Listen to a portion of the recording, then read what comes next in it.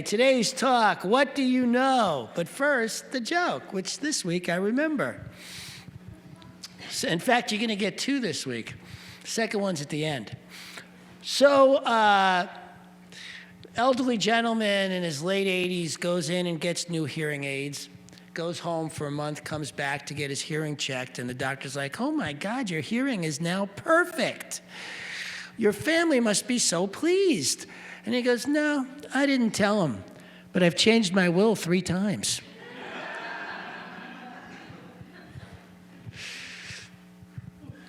Knowing, what do you know? What do you know? So the point of today's talk is that we go unconscious a lot. And when we do, we say stuff and know stuff that maybe we don't want to know. And the other side of that is there may be things about us that we think we know, but if we look a little deeper, there's more to it, and we may know something else. But we got to be willing to look, right? And so as I was pondering this all week in terms of how I was going to talk to you, I've had quite the last 2 days.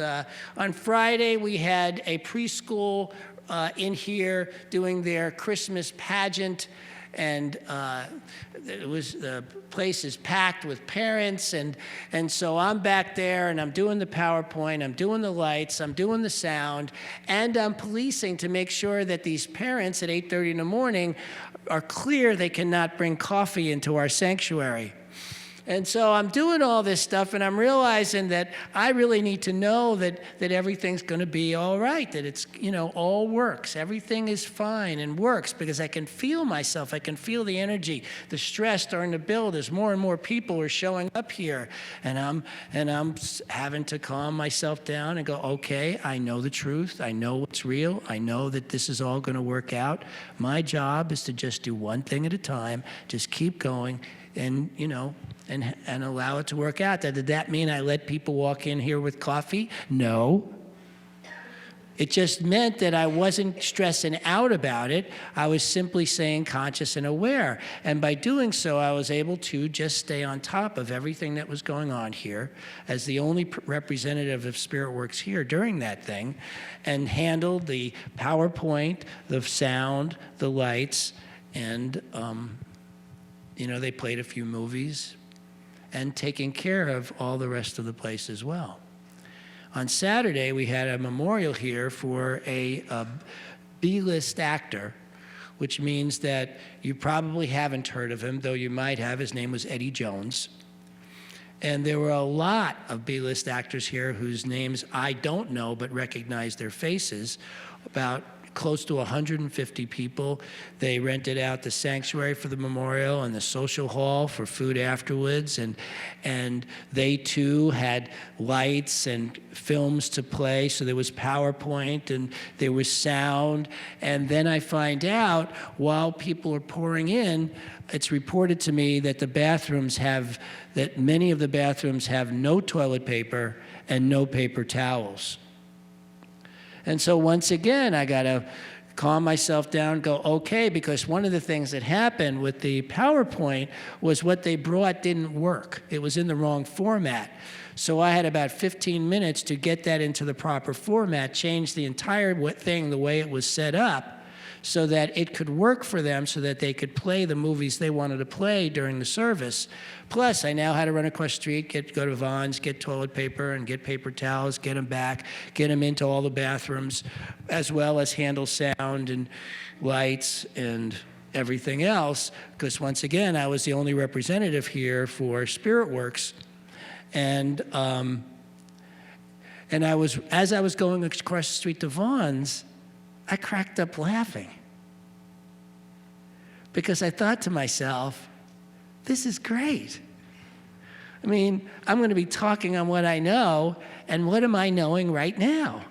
What am I knowing in this moment as I'm running around, where in the past I would have said to you I was running around like with a chicken without a head, but that wasn't the truth. The truth for me now is actually I was in complete calm of myself, not the entire time. I had my moments, but every time I did, I remembered what's on that wall out there. To abandon the truth in our hour of need is to not understand the truth. And practicing this stuff is what I do. Because otherwise, I can't get up here and talk to you about it. Because I have never been one of these people who believed, right, and maybe you've heard this saying, that those that teach, it's because they can't do. And that has never been the case for me. In fact, I've never been interested in a teacher who can't do. And so for me, it's all about the practice. It's all about what is really coming up for me. What is true for me in this moment? What do I know? What do I know that I can offer and share that's actually true for me? And what's true for me is this is a practice. What's true for me is that I am not an enlightened being, nowhere close, as my wife will be happy to attest to. You know, what we're dealing with here is simply the ability to bring into the moment whatever we can grasp onto to remind us that we are powerful, creative, spiritual beings having a human experience. And that this human experience can be really fun, even in its hardships, when instead of being caught up in how hard it is, we can see it as the opportunity it is to once again practice and bring in that which we want to be feeling in quality of life in that moment. Because in the end, whether there's toilet paper, not toilet paper, whether the film goes off well or doesn't go off well, it's, you know, those things are going to be what they are. We're going to have the health challenges we're going to have the relationship challenges we're going to grow old or die young, one of those two. And in that, there will be challenges of this, that, and the other thing. And how are we being in that? How are we experiencing it?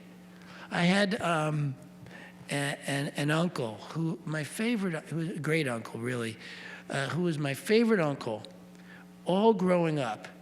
And then he was always in a good mood, always positive about life.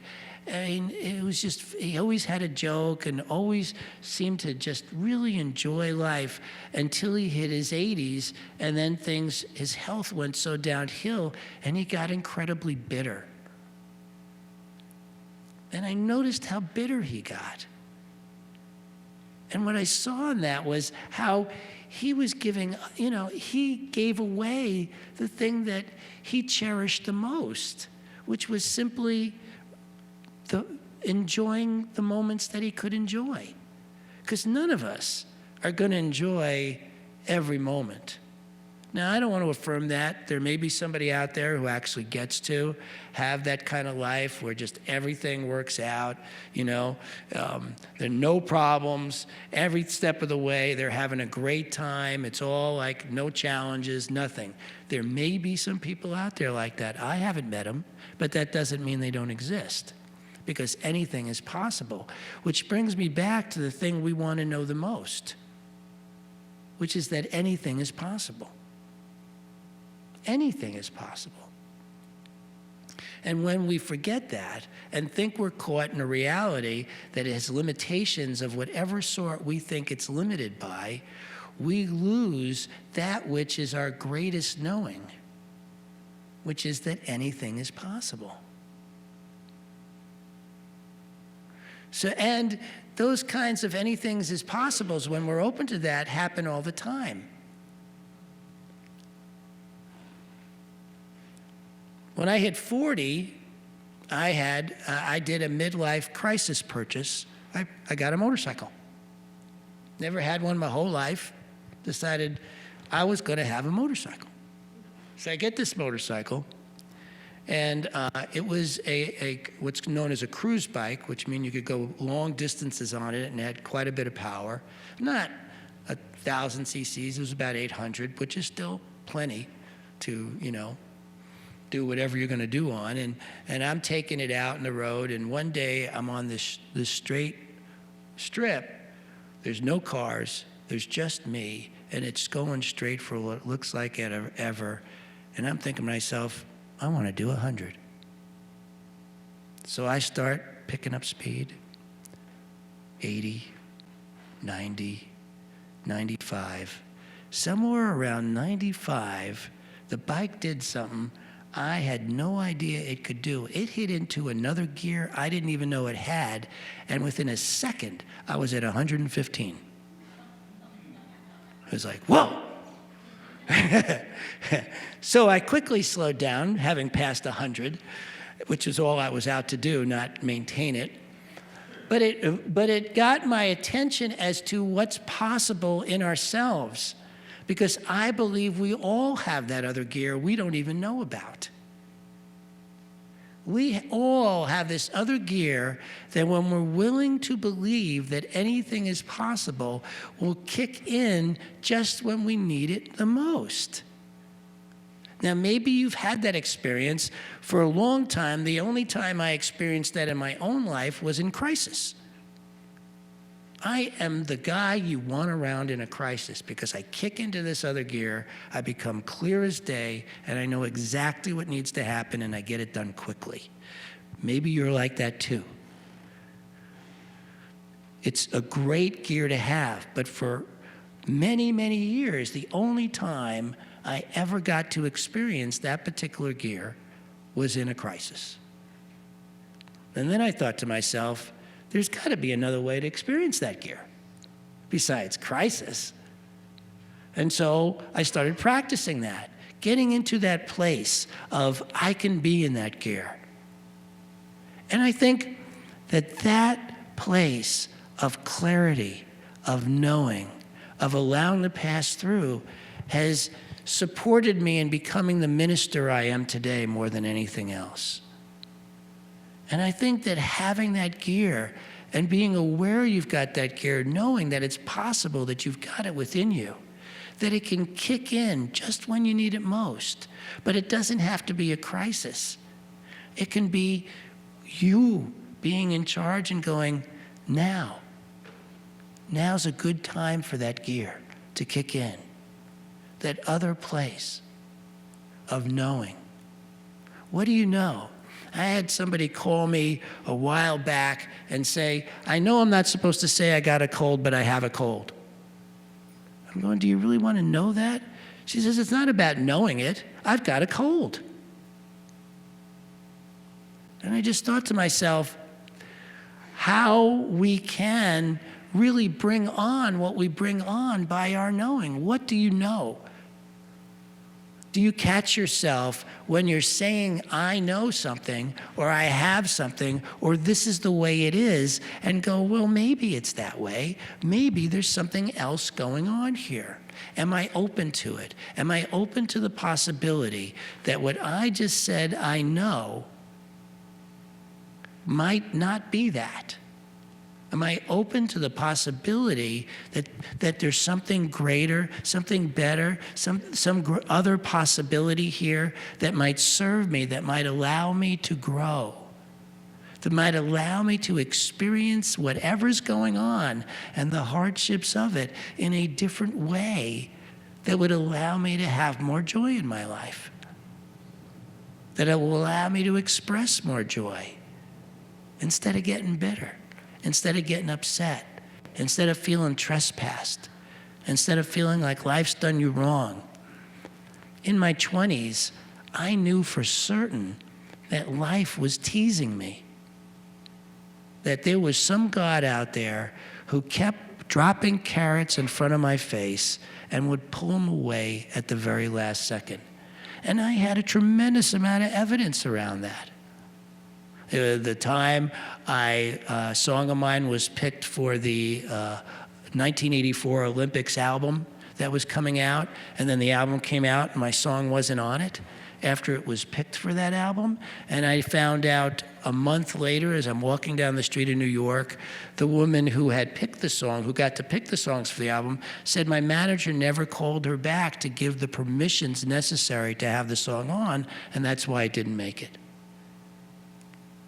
Another time, I got signed to Warner Brothers Records, and The day we were supposed, and all my band members quit their day jobs. We're all ready. We had a 56 date tour going around the country. And afterwards we were going in the studio to record this album. And the day we were supposed to leave for Texas for our first gig, I get a phone call saying that, because I was signed to the same management company as another, as a big star artist, and that big star had said, drop all your other projects. I want full attention from everybody now. And so the tour got canceled the day we were supposed to leave. I could go on with stories like that really gave me a lot of evidence. Now, in retrospect, I sit here going, I think it was my knowing that created that stuff. Because that's how we do it, right? What shows up is actually out of what we create, out of what we know. And so you want to know what you know, and if you want to know what you know, take a look at what you have, because that's what you're knowing. If you're uncertain as to what you deeply in your embodiment know about yourself, take a look at what you have, and that's how you know what you know, which then you can shift to knowing something else. And so we have a saying in this movement called change your thinking, change your life, and that's a really good place to start. But as many of you have heard me speak of before, it's only a place to start. Changing your thinking is a good place to begin the practice. Catching yourself when what's coming up for you is thinking you know something that you really don't want to be knowing. You know, somebody says, somebody said to me the other day, my healing is going to take, a really long time. And I said, do you really want to know that? Now, it might take a really long time, but do you want to know that it will? Or do you want to know that there's other possibilities of how these things work? I had somebody constantly I was working with for a while who would bring to me that when I would talk to them about what's possible, would try to convince me of the physics of things and how things can't possibly work outside the physics of things, that science is science. And all I would continually say to them is, really? You sure you want to know that? Because your mind is more powerful than science. That's been proven time and time again. I mean, that's why when they do tests with new medicines, they always have to find out, are the results better than giving somebody a placebo? Because the results of giving somebody a placebo are pretty dramatic.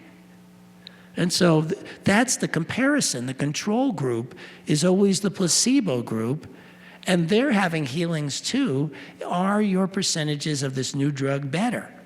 And sometimes they are, sometimes they aren't. But to me, it's kind of funny that the standard is the placebo, is what people think they know. Because that's how placebos work. They think they know that this drug's going to help them, and then it does, and they heal, even though all they got was a sugar pill. So what is it you know? What is it you're telling yourself you know about whatever it is that's going on in your life?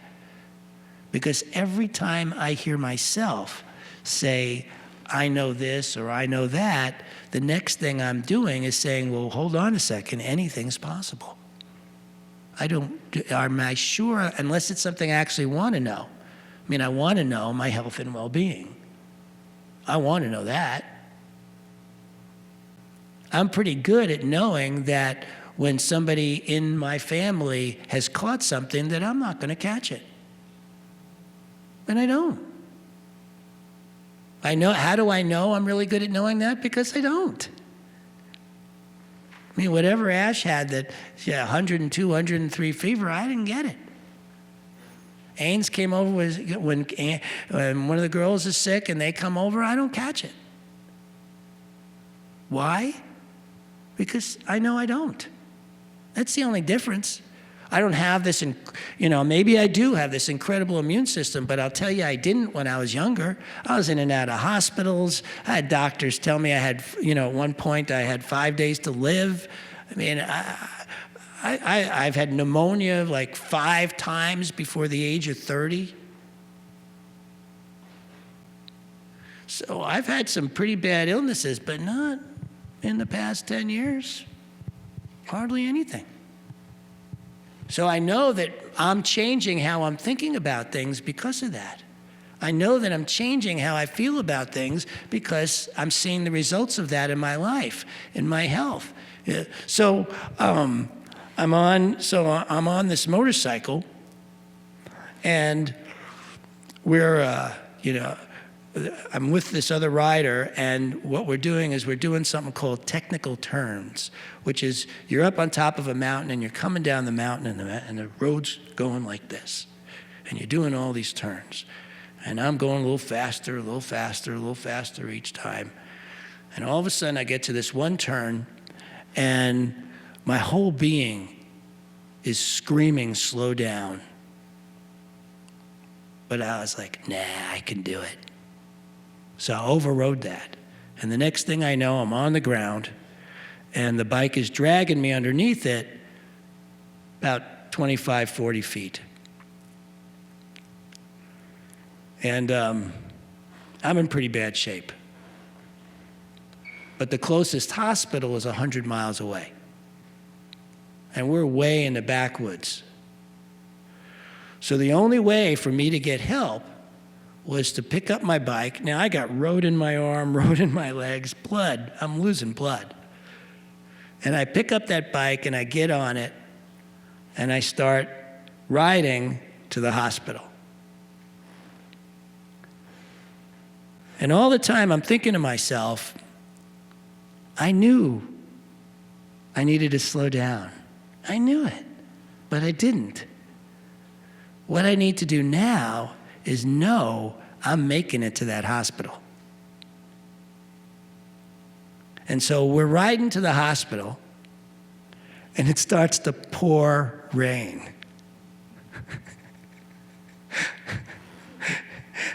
And I cracked up laughing because I'm on this bike, I got blood dripping off me and all this stuff, and I'm heading to this hospital, it's pouring rain, and I just thought, the only way I get to make it to this hospital is knowing I get there. And I did. And I was in bad enough shape where the second the nurse behind the desk saw me, they took me right, there was lots of people like in any emergency room, they took me right in. Pulled a bunch of road out of me, worked on me for quite a while to get me into shape. Luckily, I didn't break anything. Pulled a couple of things, but didn't break anything. But I was pretty tore up. But the only thing that got me there, 100 miles on that bike after I fell, was knowing I was going to make it. We got to know, and know what we know. Like I knew to slow down, but didn't. But I knew I was making it to the hospital, and I did. What do you know? And are you clear enough in yourself on what you know? Because it's really, really important. I said I was going to end with a joke, so here it is. Science of Mind minister finds his cat up in a tree. And so he goes out there, and it's just a sapling. It's not a huge tree. So he decides the best way, because he doesn't have a ladder to get up to the cat, is to pull the branch down to him. So he gets a rope, throws it around, and starts pulling it down, gets closer and closer, and just keeps pulling the tree more and more and more. And just as he's about to get the cat, the rope slips and the cat goes flying. So he tries to find the cat. He can't find the cat anywhere. About 3 days later, he's in the grocery store, and he sees this woman, one of his congregants, buying cat food when he knows she hates cats. So he goes up to her, he says, "You're buying cat food and you hate cats." She goes, I know. You know, my 8-year-old daughter, she's been bugging me for a cat and bugging me for a cat and bugging me for a cat. And I kept saying no, refusing because I don't like cats. But she just kept at it and kept at it. So finally, I said, if God drops one in your lap, you can have a cat. So she goes out to the backyard and does the treatment the way you taught her how to do it. And goddamn, if a cat didn't just drop in her lap. That kid knew. Knowing is what counts. And you have no idea how it's going to come about, you know? The thing that I know most is that there's stuff going on that we can't see that is in our favor for our good. And the more we can know that, the more we can let that in, the more that's what we're knowing, is that there's stuff going on that we can't even see that is for our good, that really allows for the miracles, what others call miracles, to drop in our laps. That doesn't mean we don't, that doesn't mean we don't take action or we don't take steps. But I am not a believer in treat and move your feet. Don't move your feet until you know what your next step is. Know. And if you don't know that you don't know and keep looking deeper, because it's going to show up. There are healings going on. There are relationships happening. There's money falling from the sky for people who just know. And it can be you, each and every one of you. Know that anything is possible. Know that there's stuff going on beyond our wildest imagination that we can't even see. Check yourself when you think you know something that limits what it is you want. My favorite question to me and anybody I hear talk that way is, are you sure you want to know that? And if the answer is yes, okay. But if the answer is no, then look for what you do want to know. What is it you want to know? You get to choose. You get to choose. We all get to choose. And in that, create the life of our dreams. Thank you. Oh, all right. So this is the part of our program where we pray on one of our congregants. I forgot your name. Bob. Today it's going to be Bob, and we're going to do it right where he is. So what we need is still 8 to 10 people to lay hands on. So come on over here.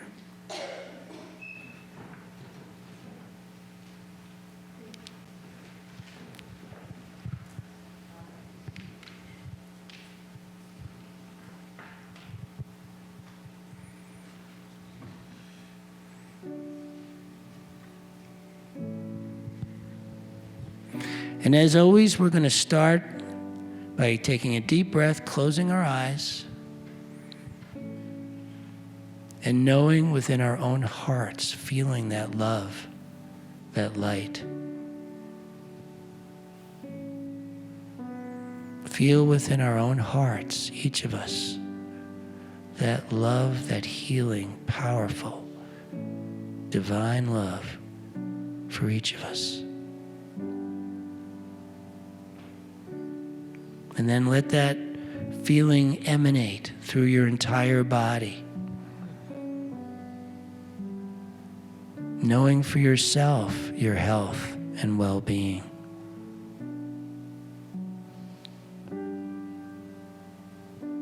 And now feel it. Feel each one in the room.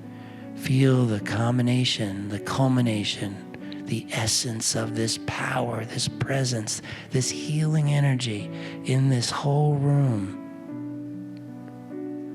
We now send it all to Bob.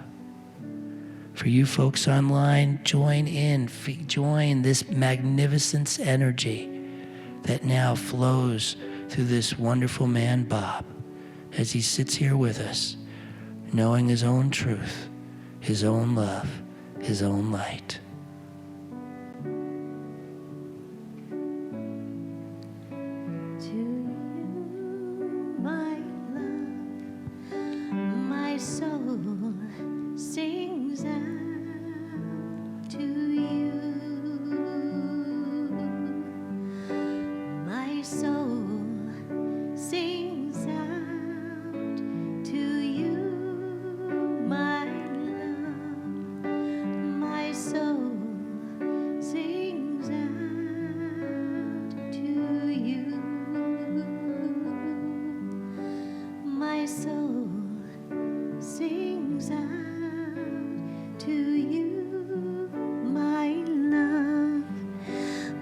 soul sings out to you.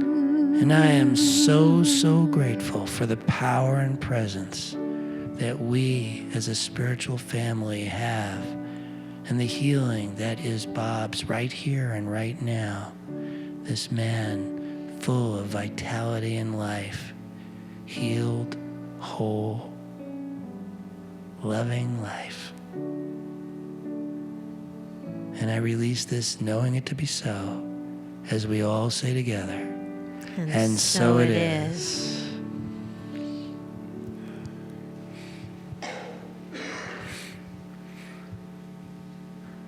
All right.